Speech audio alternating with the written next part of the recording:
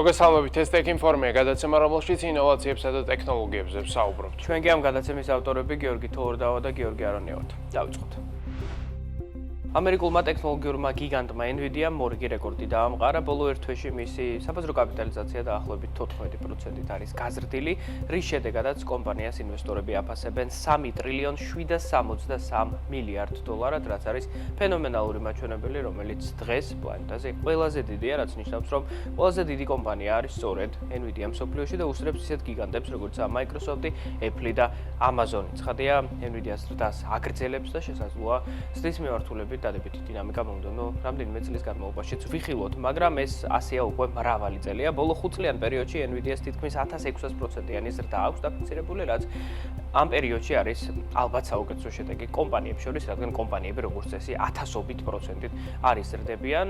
მაგალითად კრიპტოვალუტებისგან განსხვავებით, რომელთა შემთხვევაში ეს ასეთი რამ ხშირად დაფიქსირებულა, მაგრამ არის პერიოდები, როცა რამდენიმე აწლეულში ერთხელ გამოჩნდება იმდენად მნიშვნელოვანი ტექნოლოგია, რომ ის ცვლის აბსოლუტურად ყველაფერს, რაც იყო მანამდე, ასე იყო ადრეულ 2000-იან წლებში ინტერნეტთან დაკავშირებით და ასე არის დღეს ხელოვნურ ინტელექტთან დაკავშირებით, რომლის ნამდვილი პიონერია Nvidia, რადგან მთელი ხელოვნური ინტელექტის სისტემები, რომელსაც დიდი ტექნოლოგიური კომპანიები ავითარებენ, დგას Nvidia-ს ფიზიკურ ინფრასტრუქტურაზე, რადგან ყველა AI მოდელი და დატა ცენტრი ამჟამად იყენებს AI პროცესორებს, ულტრა ზემძლავ მოწყობილობებს, რომელთაც სწორედ Jensen Huang-ის კომპანია აწარმოებს. და ბოლო პერიოდის განმავლობაში Nvidia-ს აღმოსვლა სწორედ ამ ტენდენციას უკავშირდება. მიუხედავად იმისა, რომ შეიძლება მსოფლიოში ომი დაიწყოს, რეცესია გაჩნდეს, ან მონეტარული პოლიტიკა დრამატულად შეიცვალოს, ტექნოლოგიური პროგრესი მიუხედავად ამ ყველაფრისა არასოდეს არ გაჩერდება. განსაკუთრებით AI-ის მიმართულებით, რომელიც არის საუკუნის ყველაზე მნიშვნელოვანი ტექნოლოგია და აქ დანამდვილებით შეგვიძლია ვთქვათ, რომ არც ერთი ტექნოლოგიური გიგანტი, მათ შორის ზემოთ ჩამოთვლილი Microsoft, Apple და Amazon, არ შეწყვეტენ თავიანთი AI აგენტებისა და AI LLM მოდელების განვითარებას, რადგანაც ეს ყველა იმ კომპანიისთვის იქნება სუიციდი, რომლებიც შეძლებენ და ან შეეცდებიან, რომ ამ მეგატრენდის წინააღმდეგ წავიდნენ. შესაბამისად, ვხედავთ, რომ ბაზარზე არსებობს რეალური მოთხოვნა, თანაც ძალიან სწრაფად მზარდი მოთხოვნა, ვინაიდან AI სულ უფრო მეტი სხვა კომპანია ითვისებს, გარდა ტექნოლოგიური გიგანტებისა და ამის ფონზე ინვესტორებს უჩნდებათ მოლოდინი და პროგნოზები იმასთან დაკავშირებით, რომ სავარაუდოდ AI პროცესორებზე და განსაკუთრებით Nvidia-ს წარმოების AI პროცესორებზე მოთხოვნა მომავალში იქნება უფრო მეტად მაღალი, უფრო მეტად მზარდი. ამას ისიც დაემატა, რომ ბოლო პერიოდში ერთგვარად მშვიდობის ეპოქამ დაისადგურა ახლო აღმოსავლეთის რეგიონში, ანუ ამ მიმართულებით რისკები დრამატულად არის შემცირებული და რაც ყველაზე მნიშვნელოვანია, სავაჭრო სატარიფო ომი, როგორც ჩანს, ისეთი დრამატული და ისეთი მკვნეული არ იქნება, როგორცაც ამას წლის დასაწყისში ელოდნენ ანალიტიკოსები, რადგანაც ჯერ იყო და საშეღავად 90-დღიანი პერიოდი ამოქმედა და ამის შემდეგ გაჩნდა ცნობები იმასთან დაკავშირებით, რომ ყველა სახელმწიფო ინდივიდუალურად გააფორმებს ამერიკასთან შეთანხმებას და საბოლოო ჯამში ტარიფები არ იქნება იმ მოცემულობით, რა მოცემულობითაც ის იქნა დაანონსებული პრეზიდენტ ტრამპის მხრიდან და საერთო ჯამში ეს ტარიფები შეიძლება წარმოვიდგინოთ მოლაპარაკების ბერკეტად და არც რეალობად, რადგანაც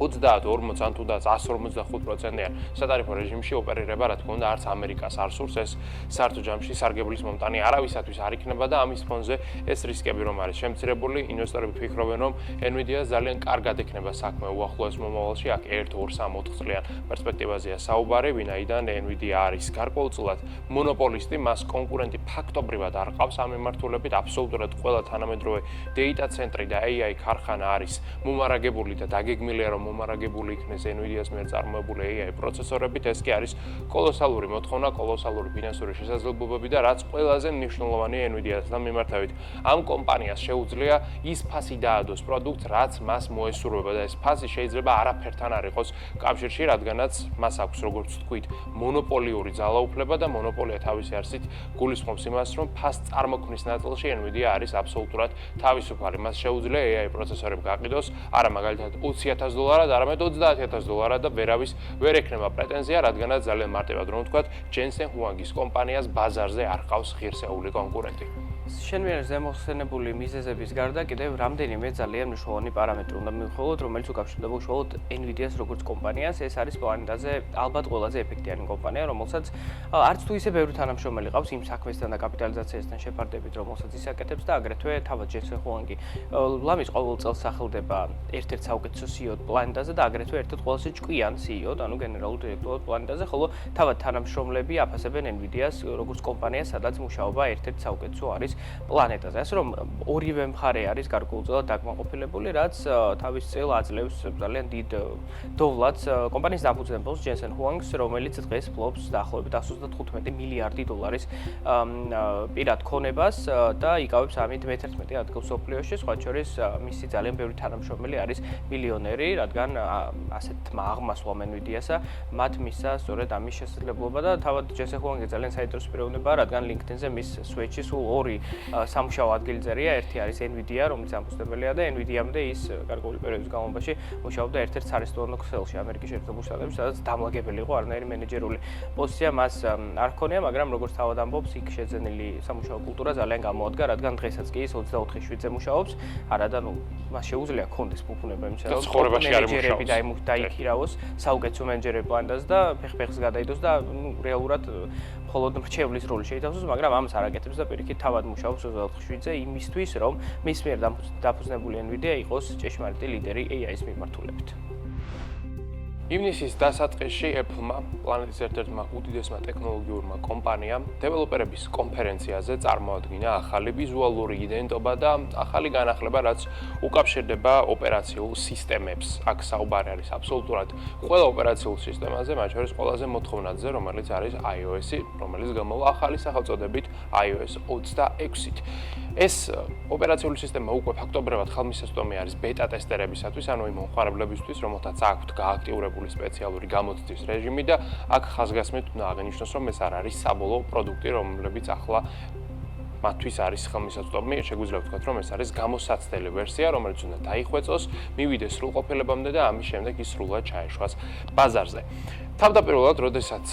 შედგა პრეზენტაცია, მან არაერთგვაროვანი, ასე ვთქვათ, ემოცია და განწყობა გამოიწვია მომხმარებლებში, რადგანაც პრეზენტაციის დასრულებიდან ლამის პირველივე წუთას მსოფლიოში გავრცელდა ინფორმაცია იმასთან დაკავშირებით, რომ Apple-მა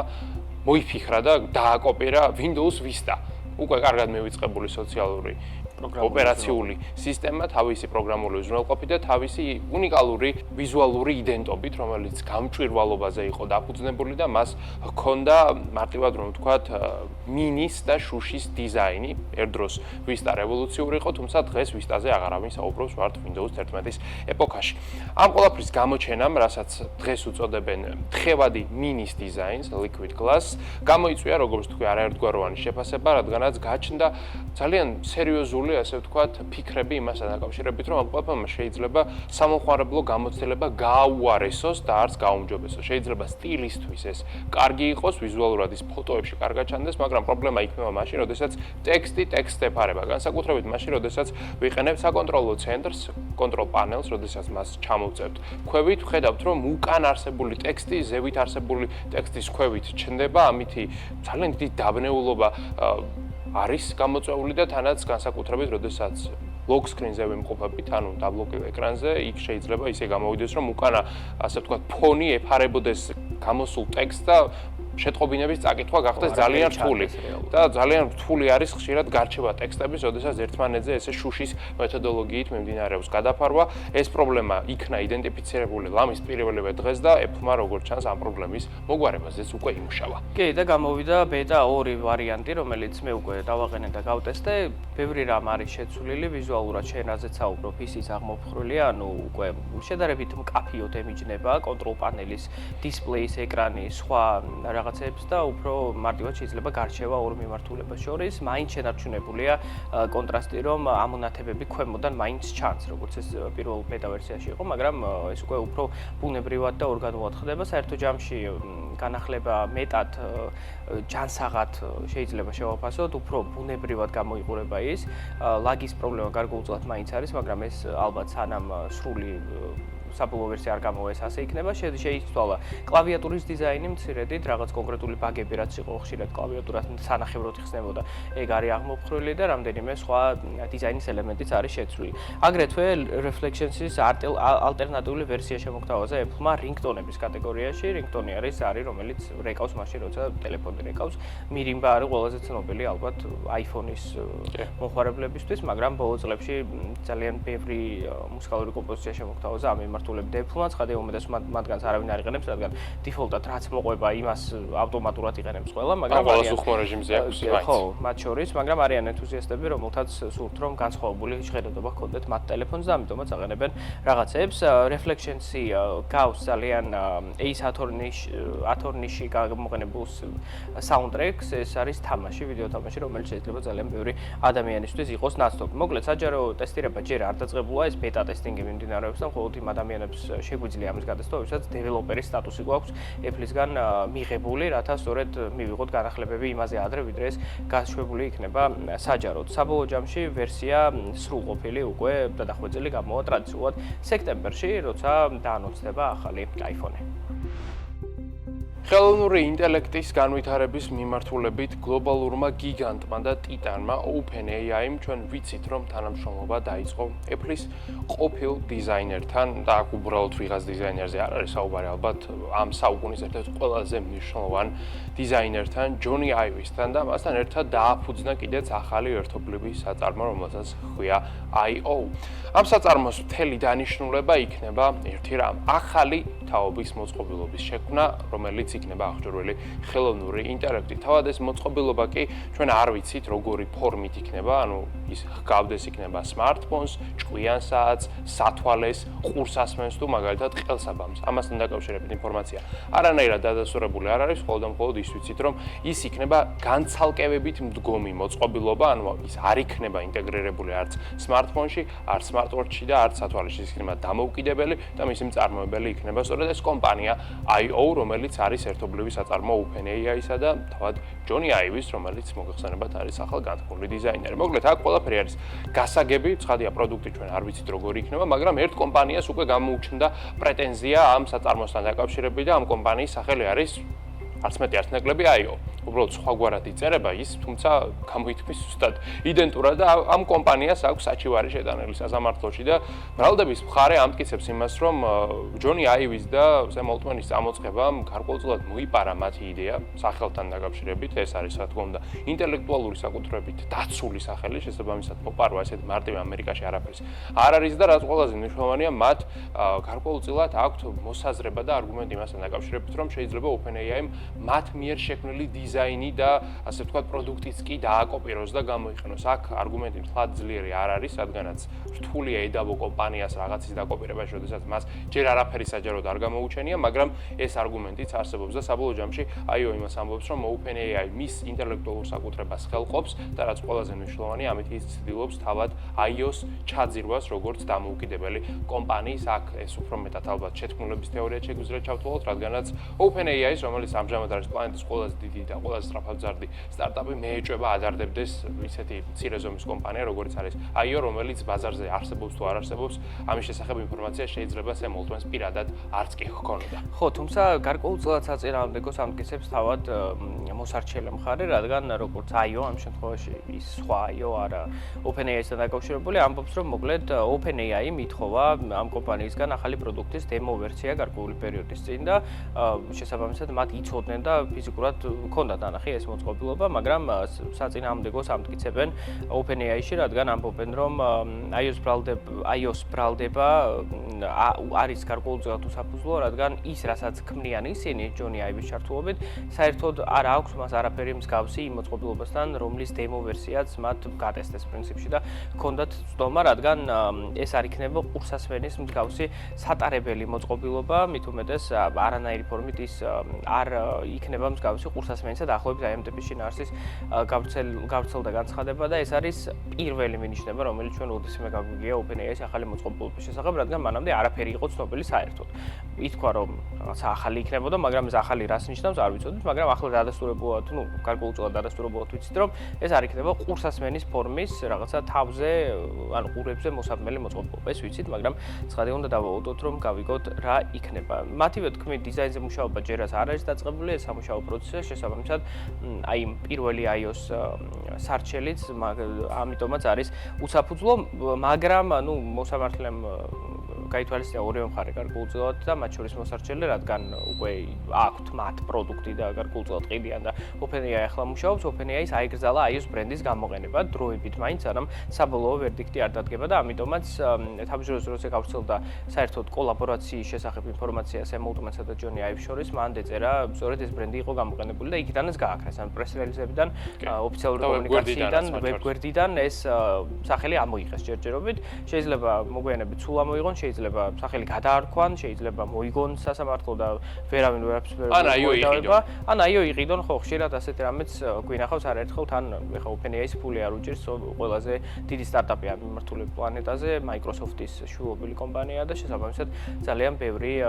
მიმართულებით შეიძლება განვითარდეს ეს სასამართლო პროცესი, მაგრამ რაც არ უნდა იყოს, ჩვენ მოუთმენლად ველოდებით ახალ მოწყობილობას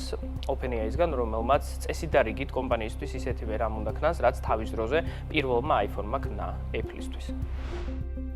პოლიტიკური თავგადასავლის შემდეგ ილონ მასკი პლანეტის ყველაზე მდიდარი ადამიანი დაბრუნდა საკუთარ კომპანიაში, Tesla-ში, სადაც აგრძელებს გენერალური დირექტორის როლში არსებობას და მოღვაწეობას და ერთ-ერთი პირველი სიახლე, რომელიც მალევე დაანონსდა და პრინციპში შედგა კიდეც ილონ მასკის დაბრუნებიდან არის რობოტაქსების გაშვება, ანუ თვითმართვადი ტაქსების, ეს არის დაპირება, რომელიც მრავალი წლის წინ გასცა ილონ მასკმა და ახლა უკვე სატესტო რეჟიმში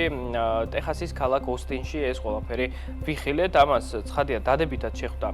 Tesla-ს ინვესტორთა ბაზა პირველივე დღეს, ეს შაბათ-კვირას გაიმართა, პირველი დღე უწევდა ორშაბათი და ორშაბათის საბირჟო ვაჭრობაზე დაახლოებით 8%-ით გაიზარდა კომპანიის აქციები, მას შემდეგ უკვე მინელდა ინტერესი, რადგან გადაიარა ორი დღე გავიდა, მაგრამ მაინც კარგ მდგომარეობაში შედარებით დღეს Tesla ვიდრე იყო იმ დროს, როცა ილონ მასკი იყო პოლიტიკაში. ამის თქმა დადასტურებით შეგვიძლია. ოსტინის ქუჩებში პირველ ეტაპზე გამოჩნდა Tesla-ს 20-მდე რობოტაქსი, რომლებიც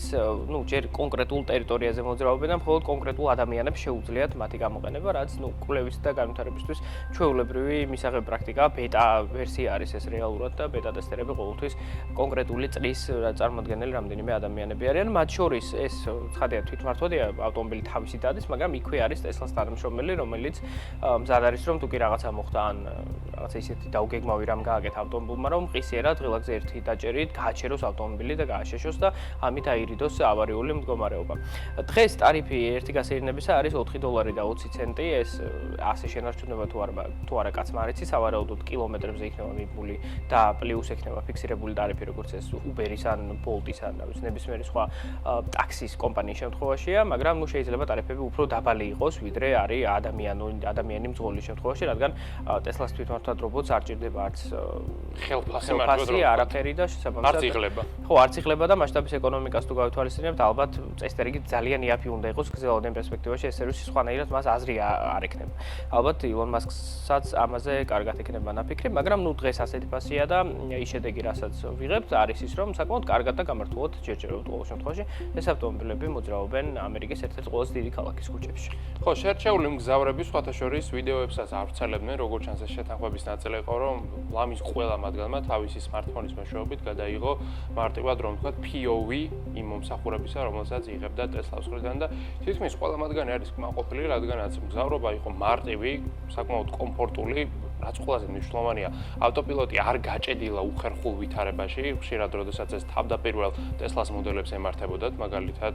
ავტობანზე გასვლისას შუა გზაში ჩერდებოდნენ ისინი და ითხოვდნენ მძღოლის მხრიდან ჩარევას, ასეთი რამ ავტოპილოტის შემთხვევაში არ მომხდარა, აგრეთვე საავარიო მომენტებით ჯერჯერობით არ გამოჩენილა და რაც ყველაზე მნიშვნელოვანი, უშუალოდ ინციდენტიც არ მომხდარა, თუმცა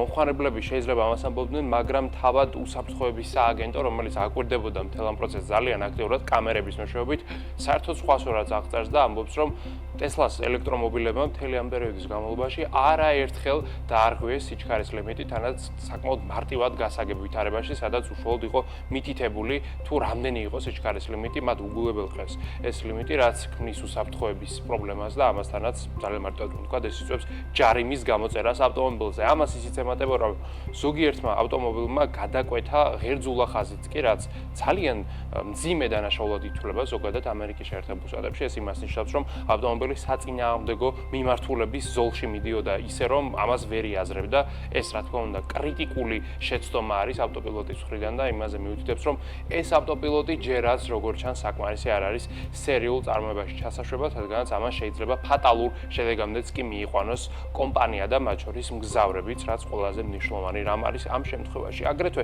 ისიც უნდა ითქვას, რომ ხშირად ავტოპილოტი წითელ ხაზებსაც ვერ ცნობს და გარკვეულწილად ისეთ რაღაცებს აკეთებს, რასაც ადამიანი არასოდეს იზამდა, ანუ ეს იწვევს სხვა მძღოლების დაბნეულობას, რადგანაც ადამიანის ქცევას კიდევ გაიაზრებს, თუმცა ავტოპილოტმა შეიძლება ისეთი რაღაც ქნას, რასაც უბრალოდ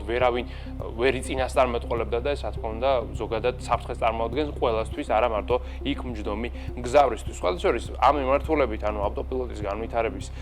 სექტორში ერთადერთი მოთამაშე Tesla არ არის, შეიძლება Tesla ყველაზე დიდი ცნობილი და ასე ვთქვათ, ხმაურიანი იყოს, მაგრამ აქ არის Uber-იც, აქ არის Cruise-იც, აგრეთვე არის Google-ის Waymo და კიდევ არაერთი სტარტაპი, უბრალოდ ისინი შედარებით სხვანაირ მეთოდოლოგიას იყენებენ. Tesla შემთხვევაში თუ დაახლოებით 10-მდე კამერა არის ჩართული ამ პროცესში, რაც არის უფრო იაფი, ის კომპანიები იყენებენ ლაიდარებს, კამერებს, GPS, რადარს და სხვა სახის ტექნოლოგიებს, რომლებიც საბოლოო ჯამში უკეთეს შედეგს იძლევიან, უფრო უსაფრთხოა, მაგრამ უფრო ძვირია მათი შედარება თუ გვინდა, დაახლოებით აი სპეციალური აღჭურვილი Waymo-s ავტომობილი ჯდება დაახლოებით $200,000, ხოლო Tesla-ს შეუძლია იგივე სერვისი მოგვაწოდოს დაახლოებით $35,000. ეს ნამდვილად ძალიან დიდი სხვაობა არის საფასო დინამიკაში, მაგრამ რამდენად ეფექტიანი იქნება ეს $35,000-იანი Tesla, ეს უკვე საერთოდ სხვა საკითხია და მიიღებს თუ არა ის მარეგულირებლის მხრიდან საბოლოო წვანაშუქს, რადგანაც სხვა სტარტაპებმა ჯერჯერობით ეს ვერ მოახერხეს, რადგანაც ავტოპილოტი ეს არის ის ტექნოლოგია, რომლის შექმნაზეც უკვე დიდი ხანია მუშაობენ, თუმცა ჯერაც ჩვენ ვერ ვხედავთ ავტოპილოტს, რადგანაც ეს არის ერთ-ერთი ყველაზე რთული დავალება, რომელიც შეიძლება ავტომობილს საერთოდაც დავავალოთ. ილონ მასკ სურს, რომ ეს ტექნოლოგია გადასცოს ამერიკის შეერთებული შტატების კონკრეტულ ქალაქებში და მოგვიანებით ის განაზოგადოს მთელ მსოფლიოში და იყო დაპირება თავის დროზე, რომ 2026 წელს მილიონობით რობოტაქსიული და მსოფლიოს ქუჩებში ეს ხადია არ შესრულდა, ისე როგორც არც ერთი ილონ მასკის დაპირება, ყოველ შემთხვევაში იმ დროის ჰორიზონტში რაც იყო ნავარაუდები და იმ მასშტაბით მართალია, როგორც ეს Cybertruck-ის და ნებისმიერი სხვა პროდუქტის შემთხვევაში იყო, მაგრამ საბოლოო ჯამში ტექნოლოგია ვითარდება და ერთ დღეს ალბათ მართლაც ვიხილავთ რობოტაქსებს გაცილებით მეტი რაოდენობით, ვიდრე ეს დღეს არის.